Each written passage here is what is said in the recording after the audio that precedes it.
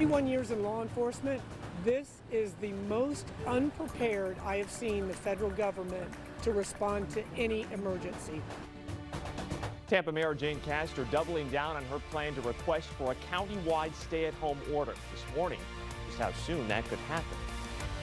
Good Sunday morning to you, live in my front room as well. We are going to wake up to a lot of bright sunshine through today, so right after this I'll be popping my head outside and looking forward to sunrise. We will thankfully see not only another dry and beautiful day, but really a trend of warm days just continuing ahead. I'm going to have the latest day-by-day breakdown, and is there any relief on the radar? That's all coming up. Plus, people are trying to sell you cleaning products and jacking up the price while doing it. What the Attorney General is doing to stop price gouging. And if you have been social distancing this weekend, like many of us are, you're probably going a little stir crazy right about now. So this morning, take a look at some fun ways to keep busy while still staying away from other people. It is Sunday, March 22nd, 2020, and you are up on the bright side. Notice things are a little different here this morning. Thank you for waking up with us. I'm Josh Sidorowicz, and as we here at 10 News are trying to do our part to work to slow the spread of coronavirus, I am alone in studio today. We are beaming in meteorologist Natalie Ferrari live from her home this morning. Natalie, I miss you already. Good morning to you. Aww. Good morning, Josh. Missing you like crazy. Don't worry, I got the pups and the kitty running behind me. I think they know when I'm about to talk to you guys because one of them just comes up and already wants to say hi, especially to you, Josh. And good morning to all of you at home as well. It will be another beautiful start to the day. So we got that. Everybody else. It is Sunday, March 22nd, 2020. You are up on the bright side. I'm all alone in studio. Thank you for waking up with us. I'm Josh Sidorowicz. We here at 10 News, we're trying to do our part to work to slow the spread of the coronavirus. So I am solo in-house, but my colleague meteorologist Natalie Ferrari is working from home, live in her living room this morning. We miss her already. Good morning to you, Natalie. How are you? Oh, Josh. Good morning. You're never alone. This is me giving you the biggest virtual hug. I'll take it. Yeah, bright and early on this Sunday morning. Guys, I hope you can get outside and just look at how beautiful the sunrise is because, you know, it's getting to the point where we do need a few rain chances, Josh. Natalie, we are working to bring you the facts, not the fears. We continue to feel the impact of the coronavirus outbreak here in Florida. There is a lot of new information coming out about this virus seemingly every hour here. It can be a lot to take in and keep up with. It's a lot for us to take in. So let's start things off this morning with 3 things to know right now about this outbreak. First, the state is confirming more than 100 new cases of COVID-19 this week, and that puts us past the 700 mark in Florida as of this morning. 12 people in our state have died. Broward and Miami-Dade counties continue to show the highest numbers, accounting for nearly half of the state's cases, more than 300 combined. Here in the Bay Area, Hillsborough County leads with 47 cases.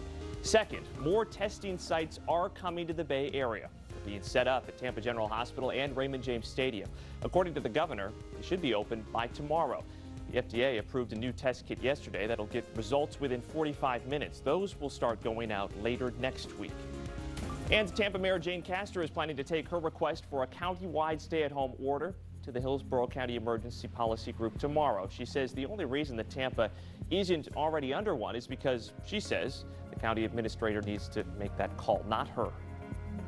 We know that this is frustrating for individuals. It's inconvenient. But think about it. If we take these actions now, we can flatten that curve, we can reduce the number of cases, hopefully save lives, and we'll be able to get back to our normal lives much quicker. The longer we wait, the longer it's going to take and the more people that will die from this. If the emergency policy group decides to move forward with a stay-at-home order, that could come as early as tomorrow afternoon. Now, as far as how such an order would even work, basically, it is the government very strongly asking that you only leave your house for an essential reason, like getting groceries or getting your medication. Is there going to be someone standing at your door or welding it shut? No, that's not how this works. You can still go out. In fact, you should go out for a walk. Try to be active. What stay-at-home orders are trying to avoid is having big groups of people gathering and then potentially spreading the virus. 5 states are currently under a stay-at-home order: New Jersey, Connecticut, Illinois, New York, and California. A vote on Capitol Hill to get money into your hands could come as soon as tomorrow. Senate leaders are hoping to pass the coronavirus financial stimulus package. Senate Republicans are proposing a $1.6 trillion plan that would send people making fewer than $75,000 a year a one-time $1,200 payment, plus an additional $500 per child. People making between $75,000 and $99,000 a year would get less, while people making more than $99,000 would get nothing. Unfortunately, in a crisis like this, we are seeing people take advantage by marking up the prices on some essential goods. According to the Florida Attorney General, Hillsborough is among the top 3 counties with the most reports of price gouging. 10 Investigates' Jenna Bourne spoke with the Attorney General to find out the 3 products that people are reporting the most. The Attorney General. So easy to have that app on your phone so you can report it. Well, this is not a sight on the right side of the monitor here that we're used to seeing, especially on a weekend as beautiful as this, an empty Clearwater beach. Normally, it would look, of course, more like this, jam-packed, and it was just last week. But because we are being asked to social distance, beaches like Clearwater are, of course, now shut down. Private beaches, though, they remain open. This is Bahia Beach at Little Harbor Inn in Ruskin. There are signs posted. They're telling people to limit groups to 10 or fewer, to stay 6 feet apart. You can be the judge of whether these people are abiding by that or not. And while I know we're at risk of sounding like a broken record here, there is a reason that we are all being asked to social distance. If just one person inside a house were to get coronavirus, chances are pretty good then it likely would spread to the other people living inside that home. But if everyone stays home, away from others, that's when we can minimize the chances of it then spreading even further. That is the argument that medical professionals are making for distancing, working both short-term and long-term. And it's how to protect the people who are at higher risk for complications if they were to get it because of age or maybe other health issues. And it is for that reason we are taking a step back. We're trying to reflect on why practicing social distancing and staying at home is so important. So we want to know, who are you staying home for? Reply to our Twitter thread or our Facebook post with a photo using the hashtag #I'mHomeFor. As we've been doing all weekend, we already did this morning, we're going to continue to share some of the photos that you're sending in to us a little later on. And with so many of us now staying home, we don't even have the option to go to the gym right now. So let's take a moment, stop, stretch. Here's some things that you can do to keep your exercise routine going. The situation.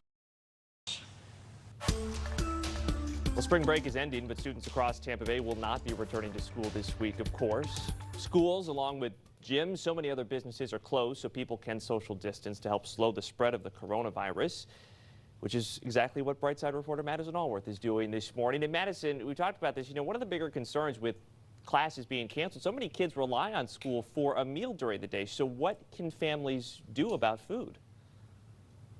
Yeah, that is a huge concern, Josh. If that's ultimately needed. And parents, you have got a lot on your plates right now because of all of this, between figuring out childcare to how you're going to keep up with your kids' schoolwork. So we've got some resources here to hopefully help make those tough decisions at least a little bit easier here. Starting tomorrow, many of the local YMCA facilities are offering care for kids whose parents work in medical emergency response or military fields.